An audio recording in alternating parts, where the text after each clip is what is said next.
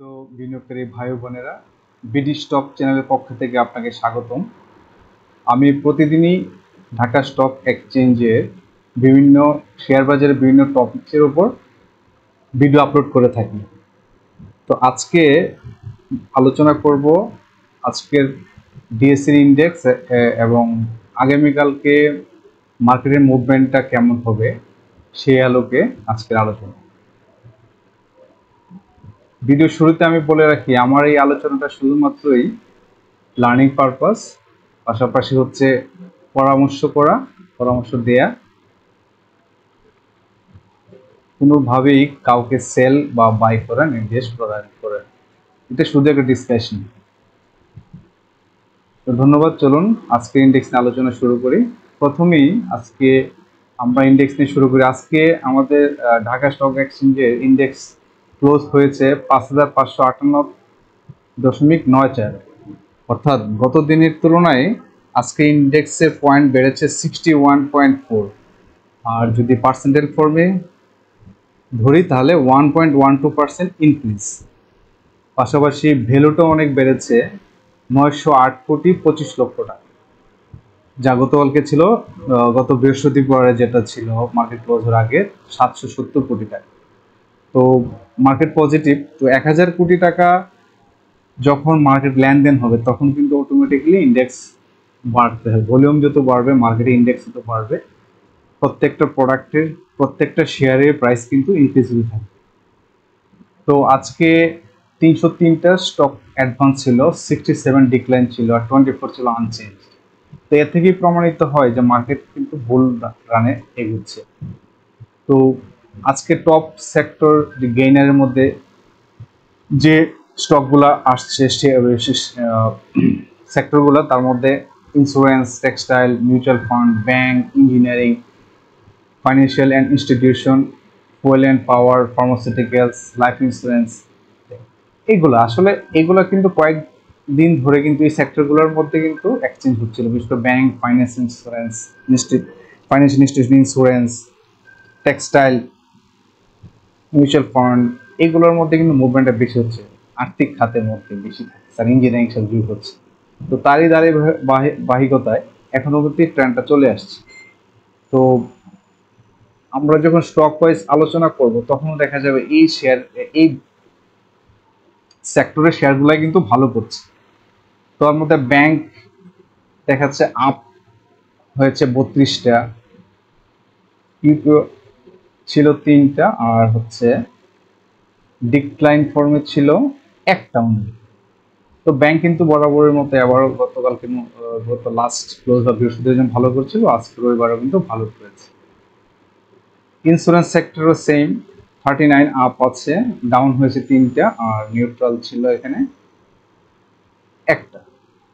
Textile সেক্টরও তাই, 39 up, down 12, unchange আছে 7।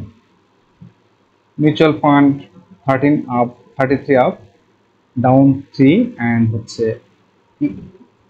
Unchange অবস্থায় আছে এখানে একটা। ইঞ্জিনিয়ারিং সেক্টরের দিকে তাকালে আপ 31, ডাউন 9, আর আনচেঞ্জ আছে ইকুয়াল হচ্ছে 2। ফাইন্যান্সিয়াল ইনস্টিটিউশনের দিকে তাকালে আপ 20, ইকুয়াল আছে একটা, ডাউন আছে এখানে 2। এভাবেই মানে স্টকগুলার মোটামুটি সবগুলো। তবে এখানে লাইফ ইন্স্যুরেন্সের কোনো কিন্তু ডাউন ফর্মে, লাইফ ইন্স্যুরেন্সে 15টাই কিন্তু আপ ফর্মে আছে, 15টা শেয়ারে আপ ফর্মে করেছে। তো এর পাশাপাশি আমরা আজকে দেখবো যে কোন কোন শেয়ারগুলো হল্ট হয়েছে। যেমন এখানে অ্যাপোলো ইস্পাত হল্ট হয়েছে, বেলিজিং halt, Delta spin, Dorin power, DBB power halt, তারপরে মিউচুয়াল ফান্ড বাদ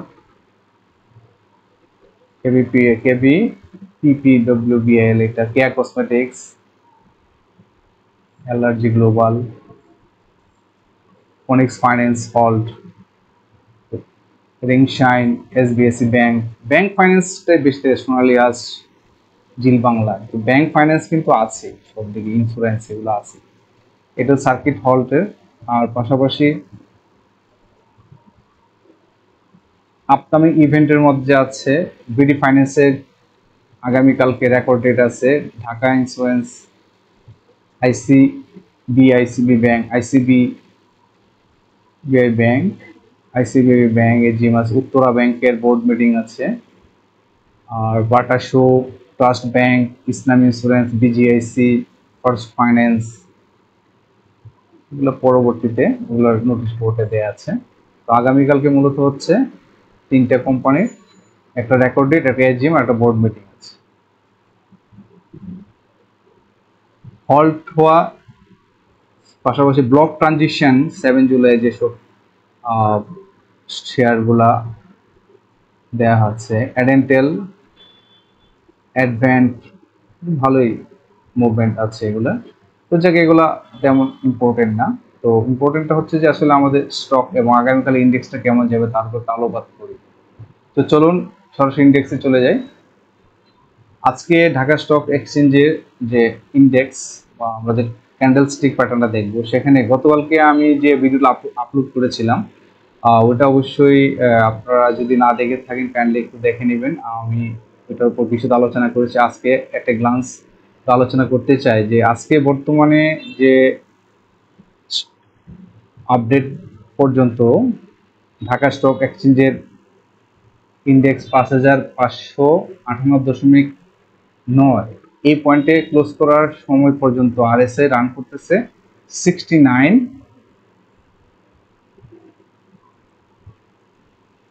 আরএসআই রান করতেছে এখানে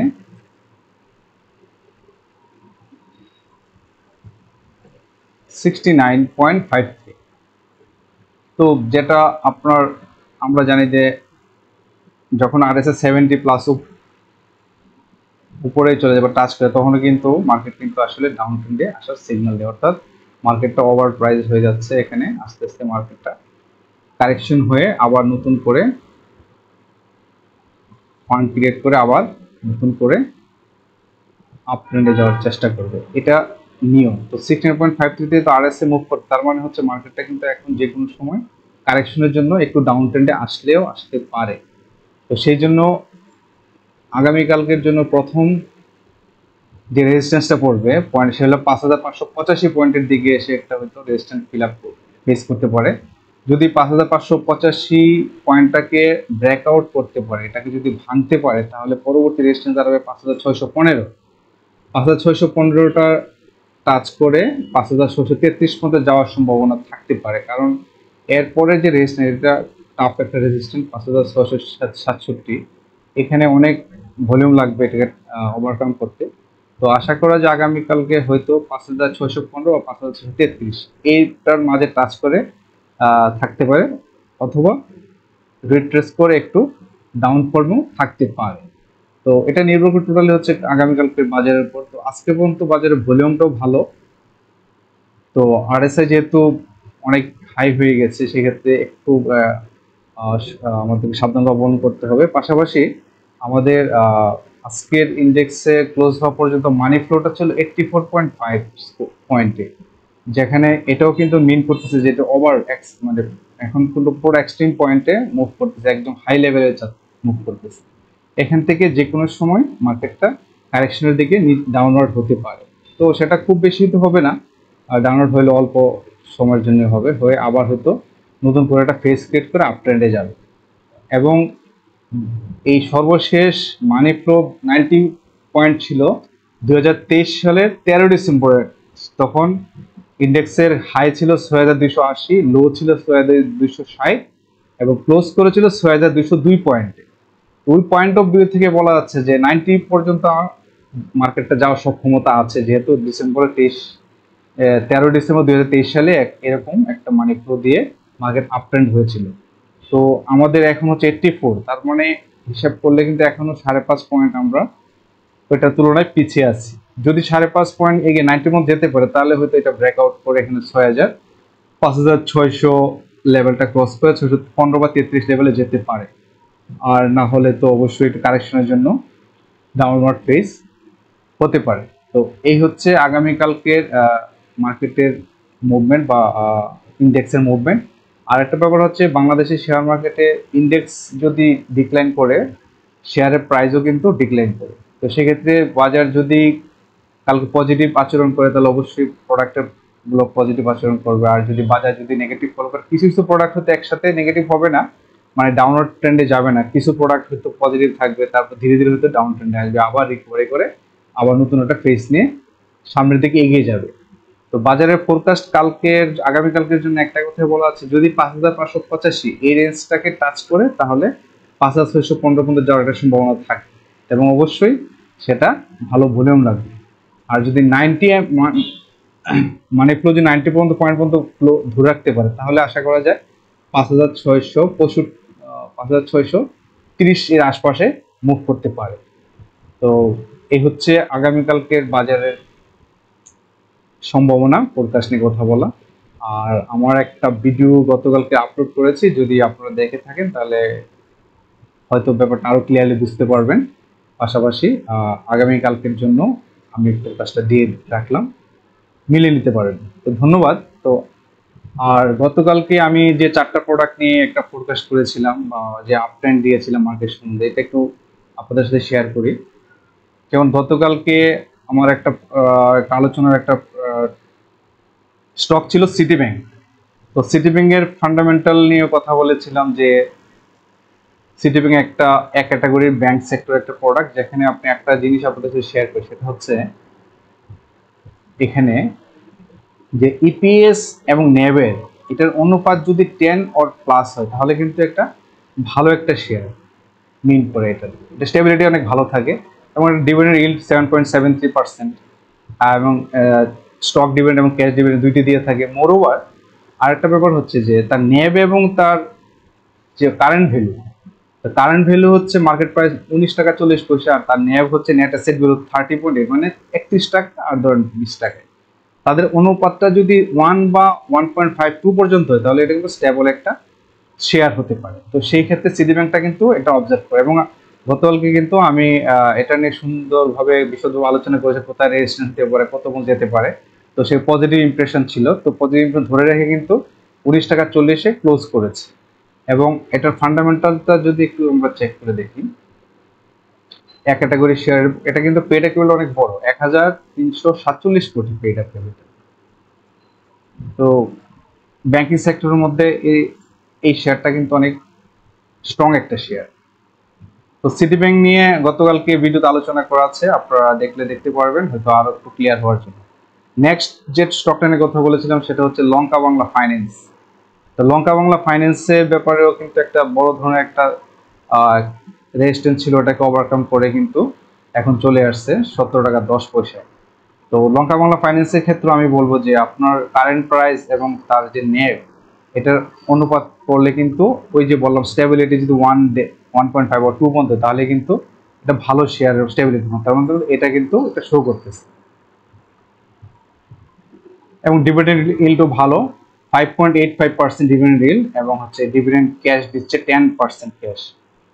তো লঙ্কা বাংলা ফাইন্যান্স যারা পূর্বে থেকে যারা এন্ট্রি নিতে পেরেছিলেন এই জায়গাটাতে, তারা কিন্তু এখন ভালো একটা প্রফিটের দিকে যাচ্ছে। তা আমি সেজন্য বলছি স্বল্প সময়ে ভালো প্রফিট করতে পারে এমন কয়েকটা স্টক নিয়ে কিন্তু আমি গত 2 তারিখ থেকে শুরু করে গতকাল 6 তারিখ পর্যন্ত আমি 4-5টা ভিডিও আপলোড করেছি। তো সেই স্টকগুলো নিয়ে আপনাদের সঙ্গে শেয়ার করা। তো লঙ্কা বাংলা কিন্তু পজিটিভ ফর্মে আসছে, এবং 2.40% পজিটিভ ইমপ্রুভ, এবং 40 পয়সা গতকালকে তুলনায় বেড়ে গেছে। তারপর আসছিলাম ইউসিবিএল নিয়ে, কোথাও একটা ভিডিওতে বলেছি, গতকালকে বলেছিলাম ইউসিবিএল কিন্তু খুব হার্ড ডানে ছিল, 8 টাকা 80 পয়সা পর্যন্ত কিন্তু তার দারুণ একটা রেজিস্ট্যান্স ছিল। তো সেটা কিন্তু ভেঙে এখন চলে আসছে 9 টাকা 20 পয়সা। আগের চেয়ে ভলিউমটা ভালো গতকালকের তুলনায়, সেই জন্য এটা ফোরকাস্ট কিন্তু বেটার। ইউসিবিএল ব্যাংকের ক্ষেত্রে এটা এই প্রোডাক্টটা কিন্তু অনেকটা আন্ডার প্রাইস। দেখেন তাদের ন্যাব হচ্ছে 28.81, সেখানে তার প্রোডাক্টের প্রাইসটা 9.2। তো আমরা বলছিলাম যে এটার রেশিওটা যদি 1 or 2, এটা কিন্তু অনেক বড় রেশিও হয়ে যাচ্ছে। তো সেক্ষেত্রে এটা কিন্তু প্রোডাক্টটা বাড়ার অনেক সুযোগ আছে, সুন্দর টাইমিং এন্ট্রি নিতে পারলে এই প্রোডাক্টটা কিন্তু এই স্টকটা কিন্তু আপনাকে অনেক প্রফিট দিতে পারে, অনেক সুযোগ আছে কিন্তু এটা নিয়ে আমি ভিডিও আপলোড করেছি, আপনারা দেখে নিতে পারেন, আপনাদের হয়তো আর একটু ক্লিয়ার হওয়া, ভীষণটা ক্লিয়ার হওয়ার জন্য। পাশাপাশি আরেকটা ও আচ্ছা, এটার হচ্ছে আপনার ডিভিডেন্ড ইল্ড 5.43, 5% স্টক 5% ক্যাশ দেয়, এবং এটা অনুপাত ঠিক আছে, রেশিওটা ফান্ডামেন্টালটা যদি একটু আমরা একটু চেক করে দেখি। এক ক্যাটাগরি ব্যাংকের শেয়ার 1550 কোটি paid up capital, marketable 1426.35 crore টাকা। তো এটা ভালো শেয়ার মধ্যে, তার শর্ট টার্ম কিন্তু লোন নাই, যেহেতু ব্যাংক সেই জন্য একটা লং টার্ম লোন দেওয়া আছে এখানে। এটা অনেক বড় হাই পেইড ক্যাপিটালের একটা শেয়ার। তো ভালো শেয়ার এটা, এক ক্যাটাগরি ব্যাংকের, ইউসিএল ব্যাংক। নেক্সট আমার স্টকটা ছিল গোল্ডেন সন নিয়ে কথা বলেছিলাম। তো গোল্ডেন সনটাও কিন্তু একটা স্ট্রাগলিং এর মধ্যে যাচ্ছিল, তো আজকে ভালো ভলিউম পেয়েছে, মানি ফ্লো যথেষ্ট, স্মার্ট মানি আছে এটাতে। তো যারা রাইট টাইম এন্ট্রি নিতে পারবেন তারা কিন্তু এই প্রোডাক্টটা কিন্তু ভালো একটা বেনিফিট পাওয়ার একটা সুযোগ রয়েছে গোল্ডেন সন। এটারও ন্যাব যদি আমরা দেখি, এটাও কিন্তু ওয়ান যথেষ্ট মানে ফর্মে আছে, এটা 1:1 এর মধ্যে পড়ে যাচ্ছে ন্যাব এবং কারেন্ট প্রাইজের মধ্যে, এটা দেখতে পারেন। পাশাপাশি এটা ফান্ডামেন্টালটা যদি আমরা দেখি, এটা বি ক্যাটাগরি ইঞ্জিনিয়ারিং এর সেক্টরের বি ক্যাটাগরির হচ্ছে এটা। আর মার্কেট ক্যাপিটাল হচ্ছে পেড আপ ক্যাপিটাল 172 ক্রোর, আর মার্কেট ক্যাপিটাল 328.72। আর এটা হচ্ছে আপনার লোন আছে, long term loan 16 crore only, আর শর্ট টার্ম লোন 175 ক্রোর টাকা। তো একটা কোম্পানির জন্য লং টার্ম 16 কোটি টাকা এটা খুব বড় কিছু না, আর এটা শর্ট টার্মে তো থাকতে পারে 175। ওভারঅল সেক্টরটা কিন্তু মুভমেন্ট ভালো, এবং তার সবসময় কিন্তু আপ অ্যান্ড ডাউনটা একটা সিনক্রোনাইজ ফর্মে কিন্তু মুভ করতেছে। বি ক্যাটাগরি ইঞ্জিনিয়ারিং সেক্টরের মধ্যে এই স্টকটা কিন্তু আমার কাছে ভালো লাগে। আমি নিজে অনেক বিনিয়োগ করেছি এবং অনেক প্রফিট নিয়েছি এটা থেকে, step by step phase wise invest করে ফেজ ওয়াইজ প্রফিট নিয়ে আমি আছি, এখনো আমার স্টকে এটা আছে। তো আমি এটা নিয়ে প্ল্যান করতেছি। তো এই ছিল গোল্ডেন সন। গত কালকে আমি যে 4টা স্টক নিয়ে কথা বলেছিলাম, এগুলো হচ্ছে তার আজকের ইন্ডেক্স। আর পাশাপাশি এর আগে আমি আপলোড করেছিলাম ভিডিও আইএফআইসি নিয়ে। আইএফআইসি কিন্তু যথেষ্ট পজিটিভ, এখন 9.7।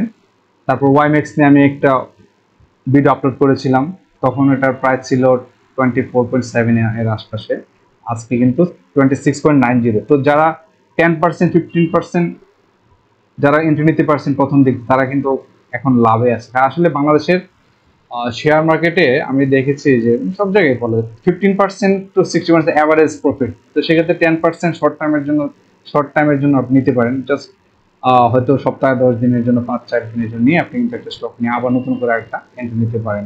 যখন আবার কারেকশন ফেজে আসবে তখন আবার নতুন করে বাই করে, আবার যখন আপগ্রেডে যাবে তখন আবার যখন দেখবেন যে ওরা প্রফিটে চলে আসছে, আপনি সেল করে দিয়ে আবার নতুন ওয়েট করতে থাকবেন যে কখন আবার সে কারেকশন শেষ করে আবার নতুন করে আপগ্রেডেড হয়ে যাবে।